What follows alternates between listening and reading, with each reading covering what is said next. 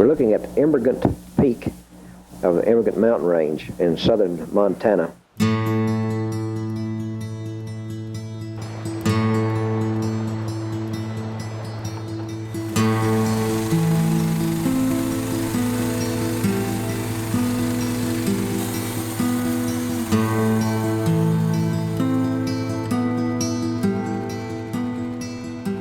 My wife's parents survived the Depression here on the creek, scratching out enough gold to take to Immigrant and trade for groceries.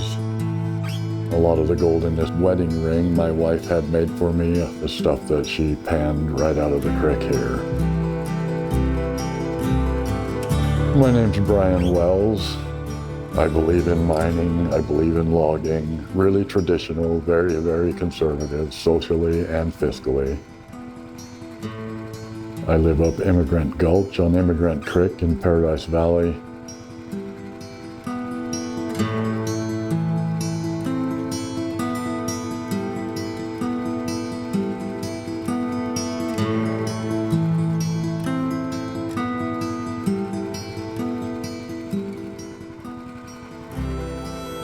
Gold looking at just a little bit of gold.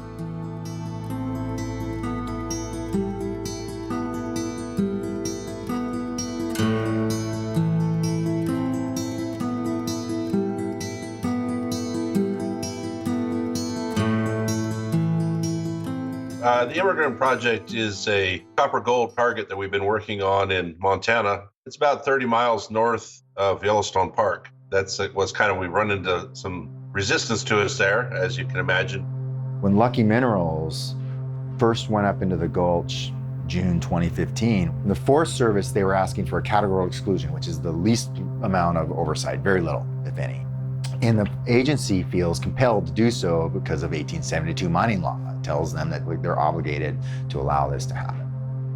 They were one day away from giving them that permit. We basically stopped them by one day. Secretary of the Interior was then Sally Jewell, came to our community and announced a 2-year mineral withdrawal. That was a temporary stay on new mining in Emigrant Gulch. Senator Tester announced at that meeting that he would introduce a bill to permanently protect these places. When I first stepped out to join this movement, it was a battle in my mind because I was joining hands with people that I've always disagreed with. What helped me a lot was the way I was treated. I mean, they treated me like family.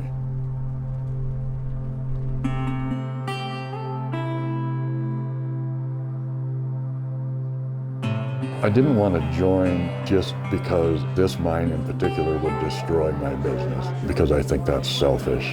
I can be against these mines because I know what it's going to do to my friends also. And that's what this movement needs to be about. If you're going to have a powerful voice, you have to leave politics at home. We don't agree on a lot of things, but this is one thing that we can agree on. We have a different vision for what this community could look like in the future.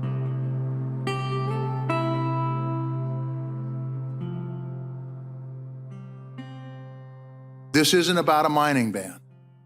This is about making sure that we mine in appropriate places. This is not an appropriate place for a mine.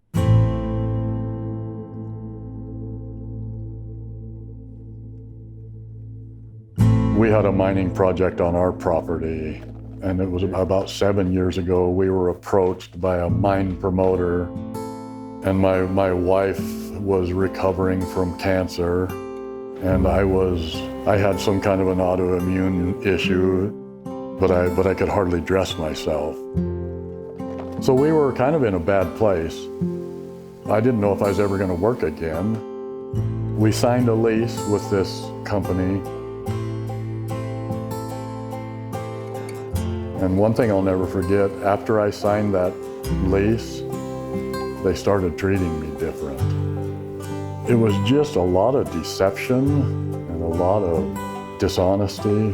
Growing up here, I'm not used to dealing with that kind of stuff. You ready for a pancake, Mom?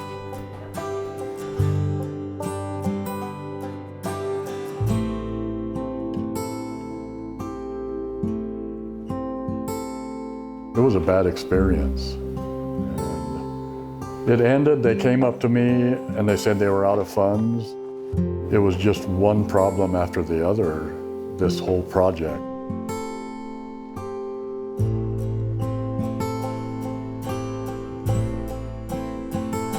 There have been people who have tried to compare my project with the proposal like I'm a hypocrite, but you can't compare it. But our project was a placer mine, employed about 8 people, lasted 4 months. The project that's proposed up the creek is a hard rock mine in sulfide ore, and according to their website, is going to be massive.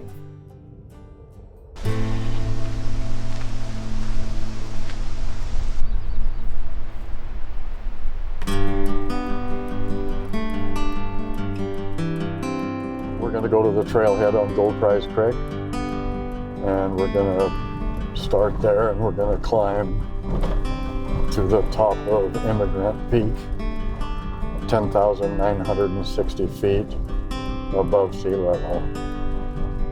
And I really hope I can make it.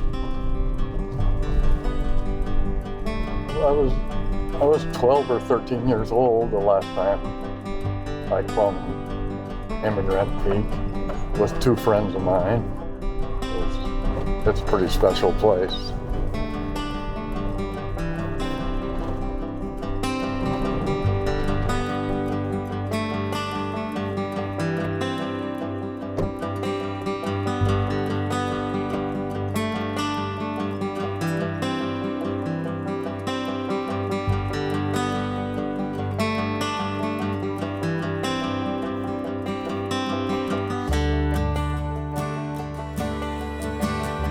When you go up the creek here to these areas where this proposed mines are, you can see Yellowstone Park.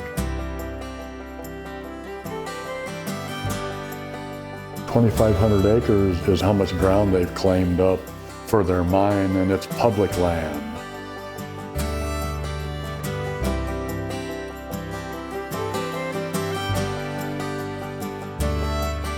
And there's a lot at stake. I mean, our economy, for one thing, is the envy of the state because of outdoor recreation and people coming here to enjoy the beauty of this area.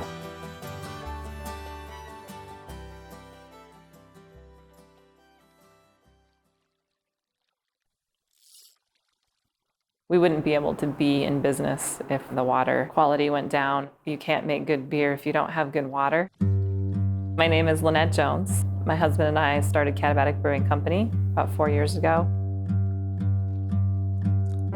You just get to take in the environment around you in such a different way. It's very meditative to fly fish.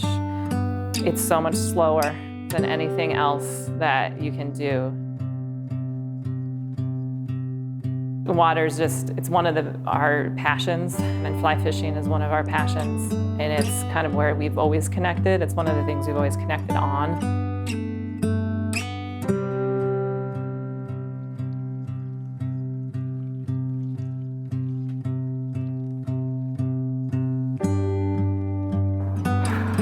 So, my husband and I have a son. The legacy that we want to leave for him is trying in the ways that we can to protect just the recreation opportunities, the public lands, just the beauty of the state. We really want Sage to be able to experience that.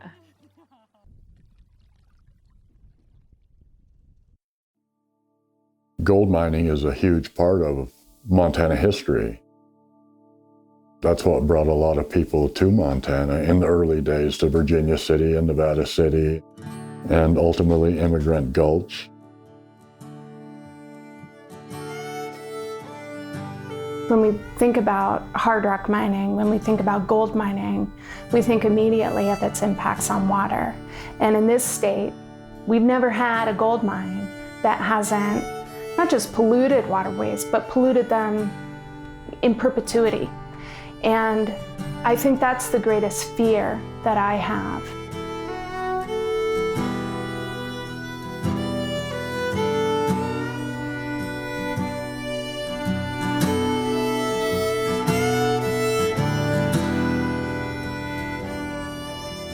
When the acid drainage becomes a problem and it comes time to reclaim what's been tore up, companies file bankruptcy, and the Montana taxpayers are left to foot the bill. Millions and millions and millions of dollars have been dropped in our lap as taxpayers to clean up gold mining projects.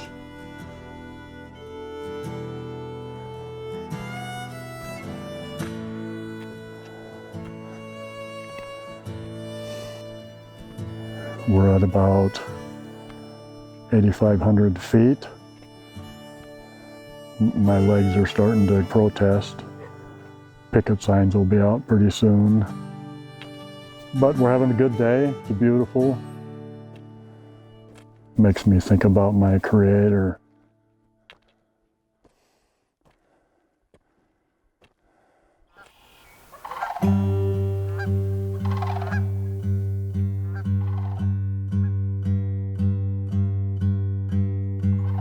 There's a transition from the thrill of hunting that's kind of in your DNA because you had to survive to I'm part of this ecosystem and how do I sustainably interact with it. My name's Jeff Reed. My wife and I, Robin, own and operate Reed Fly Farm here in Paradise Valley, Montana. What's special about this place is it's still open space, it's still unhunted, and to a certain extent, it's still untamed. I started to hunt because my dad taught me, and we hunted for food. But as I got older, the thrill wasn't in the hunt, it was being in the wild, it was being in nature. It's not just about preventing gold mines, it's about dealing with the changes that are happening in the West.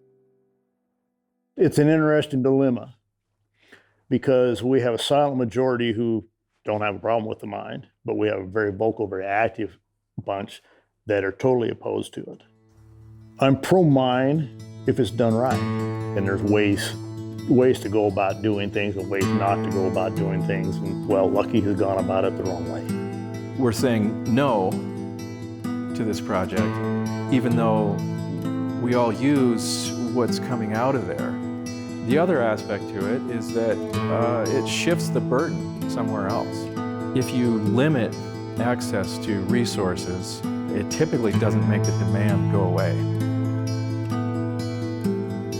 I think that you really have to ask yourself, what am I doing when I just put my foot down and say, not here? I'm certain that a lot of these places where other mines are in the world are also paradise valleys. And I believe that the national parks should be preserved, but today it's 25-mile boundary. What is it tomorrow? Is it 50 miles? Does it become 100 miles? Where does it end? Where do we say enough's enough? I mean, we've already withdrawn 190 million acres of public land from mineral entry. That's almost half of the land in inventory in the United States.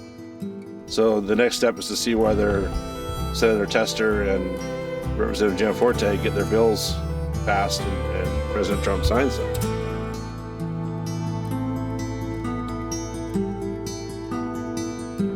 Modern mining, to me, means you can tear up more real estate in a day than the old timers could do in 20 years. Bad idea. The topography, straight up and down and full of water and sulfide ore, recipe for disaster.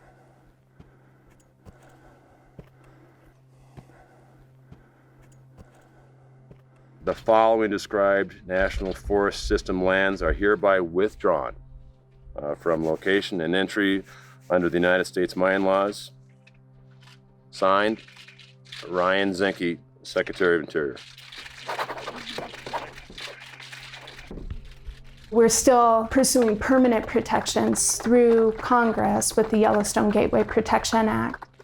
20 years in the scheme of things is not long enough. I don't want my kids having to deal with this issue in another 20 years.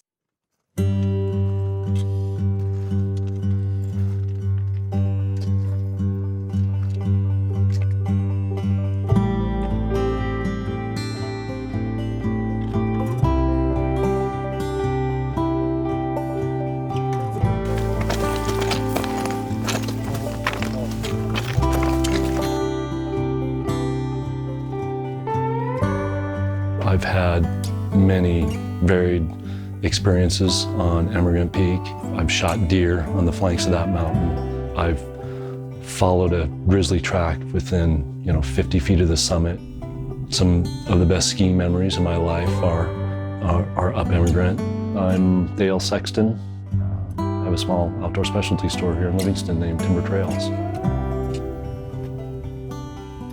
My business is very important, but this place is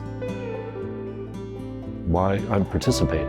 I'm not here for business, I'm here for quality of life. I'm here to raise a family. I need just a minute.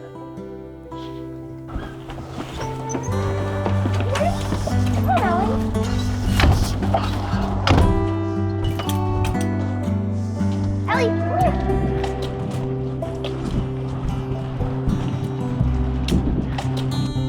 That helps the ski slide. Makes it go faster, and it also protects the base. I hope my legacy is that my girls will have the same appreciation for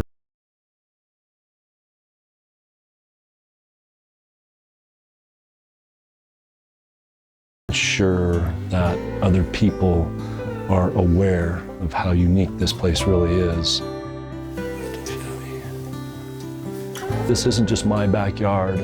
This is our nation's and our world's backyard, and we're stewards of it.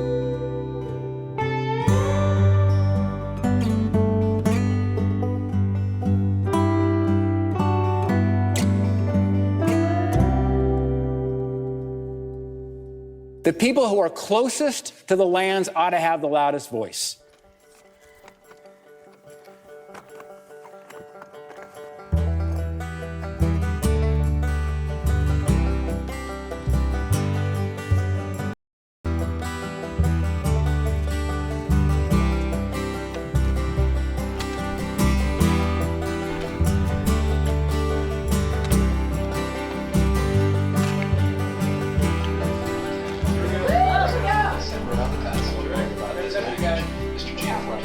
Thank you, Mr. Speaker. I rise today in strong support of S47. Our public lands define our Montana way of life, and the consensus is clear. They don't want mining in Paradise Valley. Vote the yeas are 363 and the nays are 62. The bill is passed.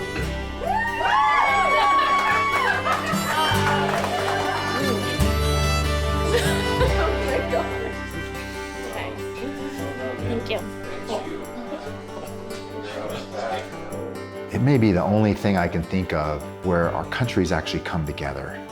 I mean, this is a Montana-made movement for all Americans.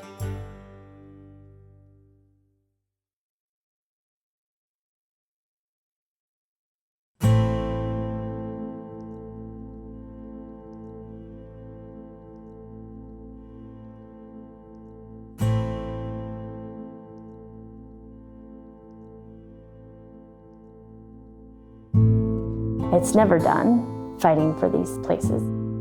We're never done. I hope my grandkids grow up and love this place. I hope they understand that their grandpa fought for this place. When they hike up into these mountains, they do not go home and dream about gold mining. They go home and dream about these clear creeks and these mountains and snow caps and wildlife and wildflowers and mountain peaks and untouched country. Draw a circle and make it wide. Catch me up on that high ridge line. I will make that great divide my home. Bless the burdens that we share, the broken windows that brought us here. Every moment of pain and fear and doubt. I can't help but shake.